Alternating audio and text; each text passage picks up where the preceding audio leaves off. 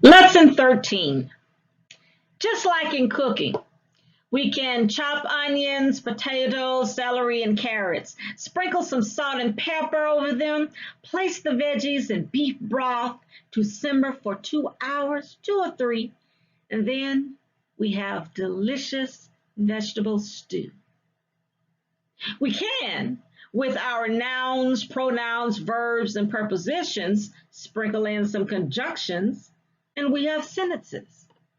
But as with any recipe, if things are not done in a correct order, the outcome will be changed. Vegetable stew could become vegetable soup. Soup is thinner. Likewise, a simple sentence could become a compound sentence.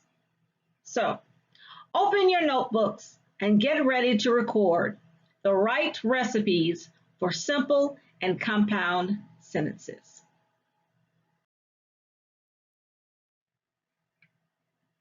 We need to get some definitions out of the way first. You need to know, number one, clause. A subject plus a verb, it makes a complete thought. That's all it is. Number two, sentence. A set of words that makes a complete thought. I know what you're thinking. They're the same. We'll talk. Examples. I eat. Thomas and Tabitha eat. The girl in the raincoat eats sushi every Monday.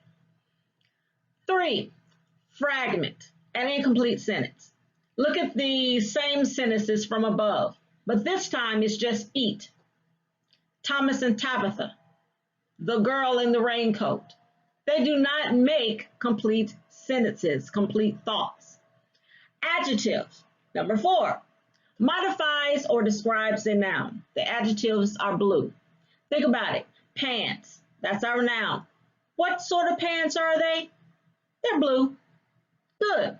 That's our adjective. We look at the word attitude. That's our noun.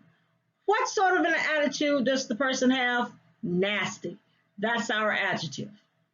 And lastly, adverb. Modifies or describes a verb, adjective, or another adverb. Adverbs are brown. We have our verb, walked. How did the person walk? Shakily. Laughed. That's our verb. How did the person laugh? Loudly. So, you must keep those definitions in mind while we are talking about constructing simple and compound sentences. If you need to, pause and take notes.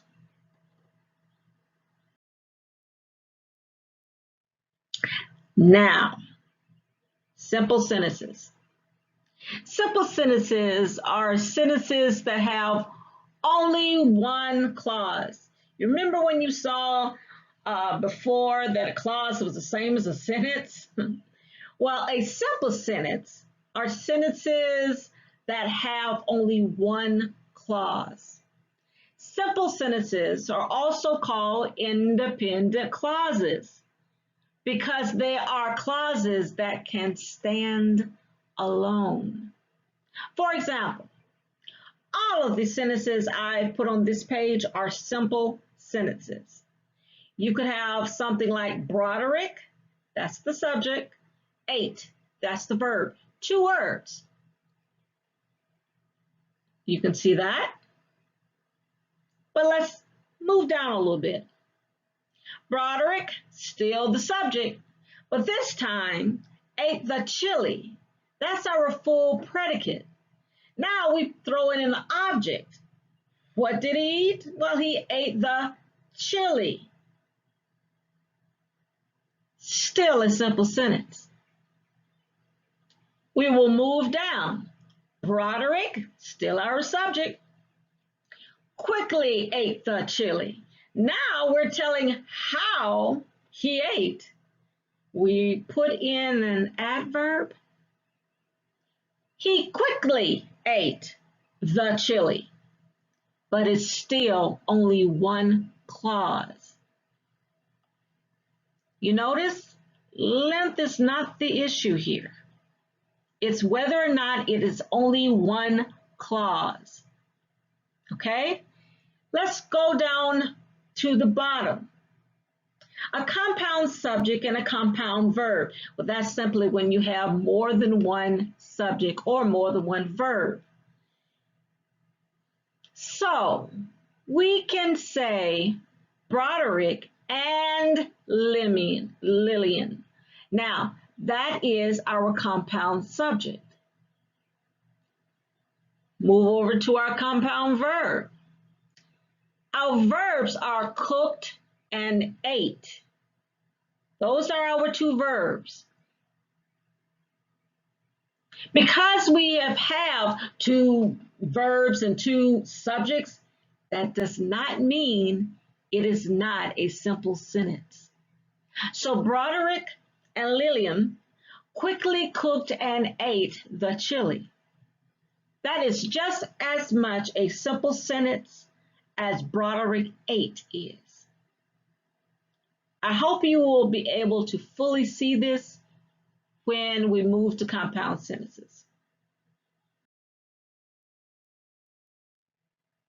Okay, compound sentences. Compound sentences are sentences that have at least two independent clauses joined by a comma and a conjunction or a semicolon. So now we don't just have one clause, we have two or more clauses, and they're independent. Look at our first example.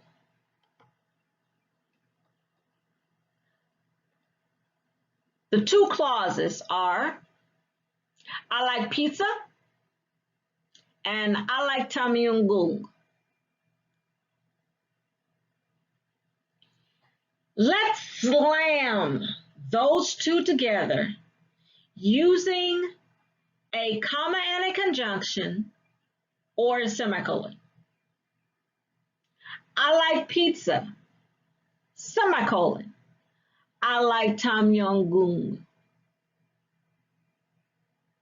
Or, I like pizza, comma, and I like Tom Yum Goong. Now, if you look over to the side, I tried to show you the difference between just having a compound subject and a compound verb. If you look over to the right, you will actually see where we have a separate clause joined with another separate clause. We have a subject, I, and the verb, like, object, pizza, joined with the subject, I, the verb, liked, and the object, Tom Yum Goong. And I hope I'm pronouncing that correct. There are actually two separate independent clauses. It's not just a compound subject or a compound predicate. Let's move on to the second example. She did not cheat on the test. It was the wrong thing for her to do. Those are our two independent clauses. Let's slam them together. She did not cheat on the test, semicolon. It was the wrong thing for her to do. Or, she did not cheat on the test, comma, for it was the wrong thing to do.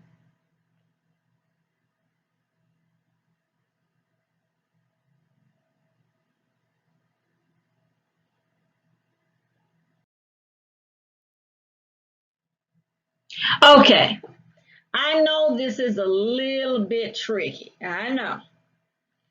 But that's what practice is for. Determine which sentences are simple and which are compound. You can just write an S or C beside each one. Please pause.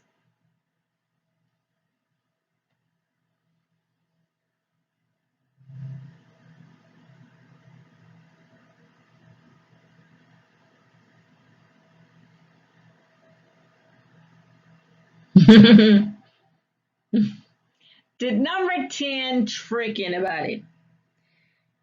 You have two subjects and two verbs, a compound subject and a compound verb. They were not two separate clauses, so it's still a simple sentence.